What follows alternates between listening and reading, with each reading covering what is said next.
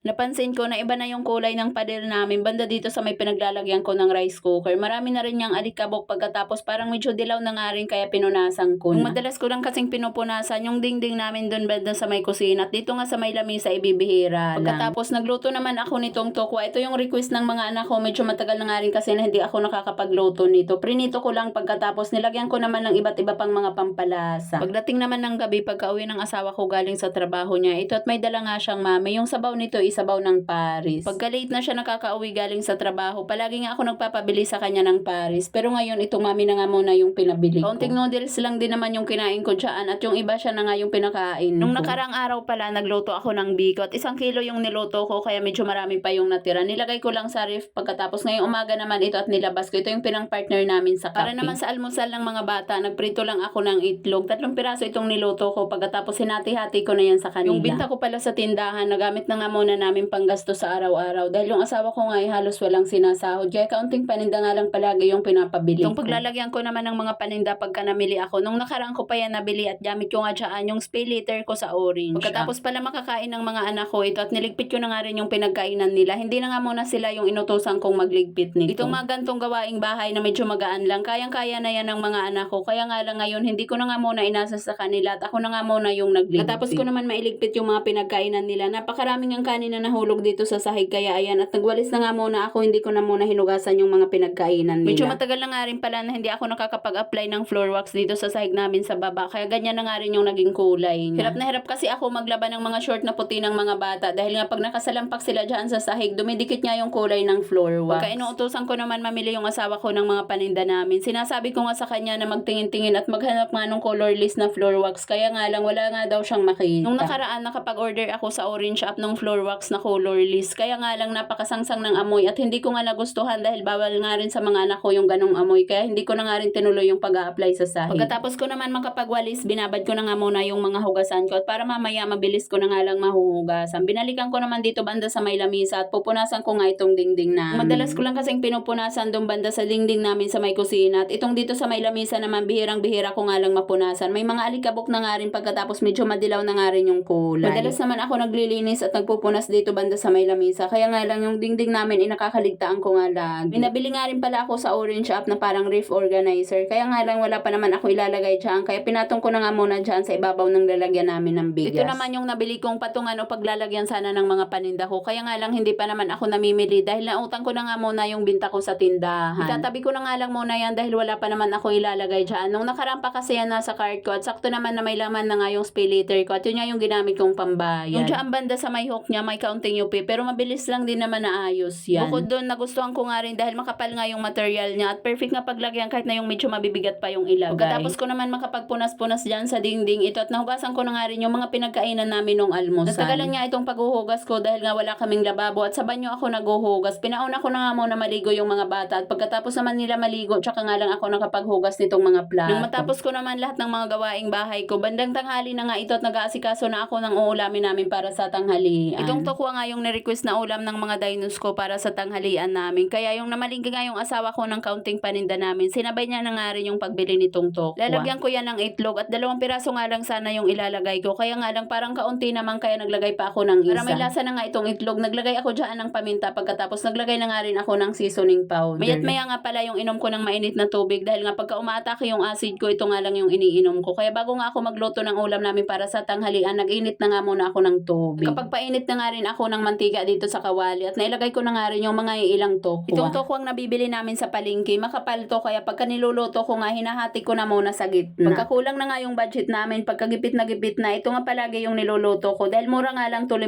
piso lang yung isa. Pagkatapos pagka nakakabili kami ng halagang 40 pesos, medyo marami na. Pagkatapos ko naman maprito yung tokwa sa kawali, nagisa lang ako ng sibuyas at bawang. Pagkatapos nilagay ko na nga yung itlog na timplahan ko. Inunod ko naman nilagay ay yung tokwa na ginupit-gupit ko into cubes. Pagkatapos naglagay na nga rin ako ng mga pampalasa kagaya nga ng oyster sauce at ng mayonnaise. Yung medyo malaking sachet na nga ng oyster sauce yung ginamit ko dyan dahil medyo marami-rami nga rin itong niluto kong tokwa. Madalas oyster sauce nga lang yung nilalagay ko dito pagka nagluluto ako at hindi na ako naglalagay ng mayonnaise pero ngayon nilagyan ko nga nung nasa maliit na sachet. Dahil nga wala naman timpla itong tokwa nung prinito ko at yung timpla nga lang na nilagay ko dyan ay yung oyster sauce. Kaya naglagay ako dyan ng kaunting toyo pagkatapos naglagay na nga rin ako ng seasoning powder. Sarap nga rin pala to lagyan ng siling laboyo o yung siling haba. Kaya nga lang yung mga anak ko naman hindi kumakain kumakain ng maanghang. Yung panganay ko kumakain, kaya nga lang yung dalawa kong maliliit, hindi nga nila gusto yung maanghang. Ito at fast forward. Pagkaluto naman ng ulam namin, hindi na nga ako nakapag-video pa dahil sobrang init na nga nung camera nung cellphone ko, kaya pinahinga ko na nga muna. Ito, bandang hapon na nga ito at magsasaing na ako ng para naman sa hapunan namin. Pagdating ng hapon, maaga nga ako nagsasaing ng para sa hapunan namin. Pero yung ulam naman, inaantay ko pa nga makarating yung asawa ko. Dumadaan kasi muna siya sa palengke. Ang bandang alas 5 naman, nagchat yung asawa ko na hindi siya makakauwi ng maaga, kaya ito at nagisa na nga lang ako ng sardinas para sa ulam namin ng hapunan. Yung tupo kasi na niloto ko nung tanghali, paborito yun ng mga bata, kaya muntika na nga nila maubos at sobrang kaunti na nga lang yung natira. Pauwi naman yung asawa ko, bumili nga siya nitong Mamet. Kaunti lang yung kinain ko dyan, yung mga noodles nga lang yung kinain ko. At yung natira naman, binigay ko na nga sa asawa ko. At ayun lang muna, maraming salamat sa panonood. God bless everyone. Bye!